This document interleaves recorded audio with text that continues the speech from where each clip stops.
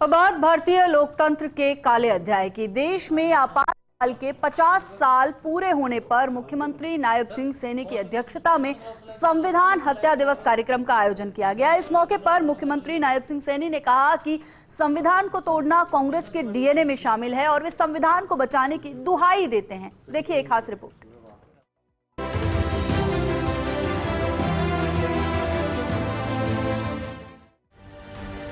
देश में आपातकाल के 50 साल पूर्ण होने पर मुख्यमंत्री नायब सिंह सैनी की अध्यक्षता में कार्यक्रम का आयोजन हुआ, जिसमें मुख्यमंत्री ने कांग्रेस पर जमकर प्रहार किए।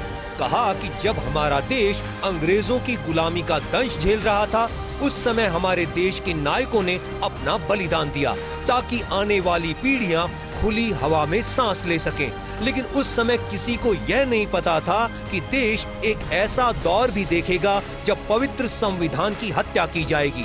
मुख्यमंत्री ने कहा कि 25 जून का दिन हम सबको याद कराता है कि उस समय कैसे रात के 12 बजे सरकार ने इमरजेंसी का आदेश पारित किया और आम लोगों को यातनाएं देते हुए पकड़ लिया गया।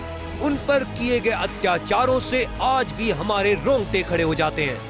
संविधान हत्या का ये 50वां वर्ष हम याद कर रहे हैं उस दौर को, जिस दौर में रात के 12 बजे आदेश पारित होता है और रात के 12 बजे ही लोगों को घर से यातनाएं देते हुए परिवार के सामने उनको उठा लिया जाता है। किस प्रकार का अत्याचार उनके ऊपर होता है, उन्होंने अपने जीवन के ऊपर सहा है।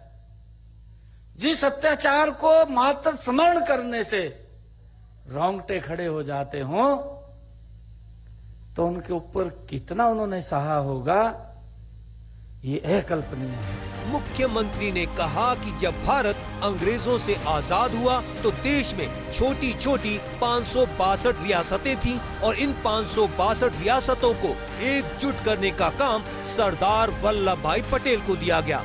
उन्होंने सभी रियासतों को एकजुट करने का काम किया।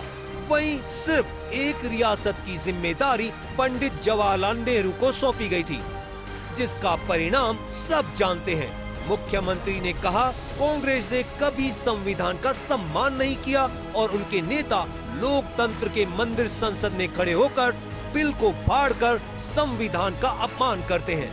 562 रियासतें थी, 562 रियासतों को एकजुट करने का काम सरदार वल्लभ भाई पटेल को दिया।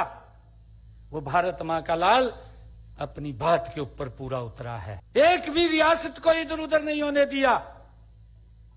एक रियासत ही इनको मिली, जवाहरलाल नेहरू को सौंपी गई। ये संविधान बचाने की बात करते हैं। नायब सिंह सैनी ने कहा कि उस समय की सरकार ने जम्मू कश्मीर के अंदर जाने के लिए परमिट प्रथा शुरू की। सरकार की क्या सोच थी कि उस हिस्से को देश से अलग करना चाहते थे, लेकिन डॉक्टर श्यामा प्रसाद मुखर्जी ने परमिट प्रथा का विरोध किया और कहा कि इस देश में 2 प्रधान और 2 निशान नहीं चलेंगे। वे यात्रा लेकर निकल पड़े और बिना परमिट के जम्मू कश्मीर में चले गए। उन्हें अपनी कुर्बानी देनी पड़ी, तब जाकर परमिट प्रथा समाप्त हुई। लेकिन उसके बाद भी लंबे समय तक इस देश में 2 संविधान, 2 प्रधान और 2 निशान चलते रहे।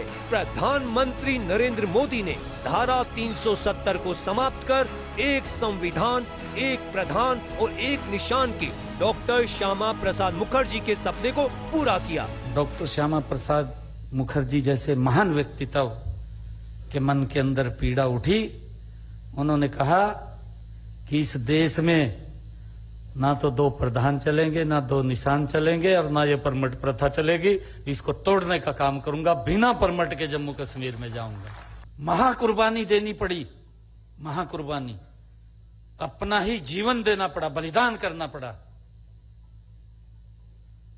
तब जाकर के परमिट प्रथा समाप्त हुई। और जब वो परमिट प्रथा समाप्त हुई, उसके बाद भी लंबे समय तक इस देश के अंदर 2 संविधान, 2 प्रधान, 2 निशान चलते रहे। ये भारत मां का लाल नरेंद्र मोदी है जिसने डॉक्टर श्यामा प्रसाद मुखर्जी के रास्ते को पूर्ण करने का काम किया है। सीएम नायब सिंह सैनी ने कहा कि लोकतंत्र केवल चुनाव जीतने और सरकार बनाने तक सीमित नहीं है। लोकतंत्र एक जीवन शैली है, एक बहुमूल्य प्रणाली है। उन्होंने कहा कि हमारे बुजुर्गों को 25 जून 1975 को घोषित की गई इमरजेंसी के बारे में पीढ़ियों को अवगत कराना चाहिए। उन्होंने कहा कि 2014 के बाद हमें अपने महापुरुषों की जयंतियों को मनाने का अवसर मिला, ताकि हम उनके जीवन को याद कर सकें, जिन्होंने यातनाएं सही। मुख्यमंत्री ने कहा कि यह स्मृति समारोह केवल अतीत को याद करने के लिए नहीं है, बल्कि यह हमें भविष्य के लिए तैयार करने का अवसर है। चंडीगढ़ से डॉक्टर थानेश्वर शर्मा की रिपोर्ट।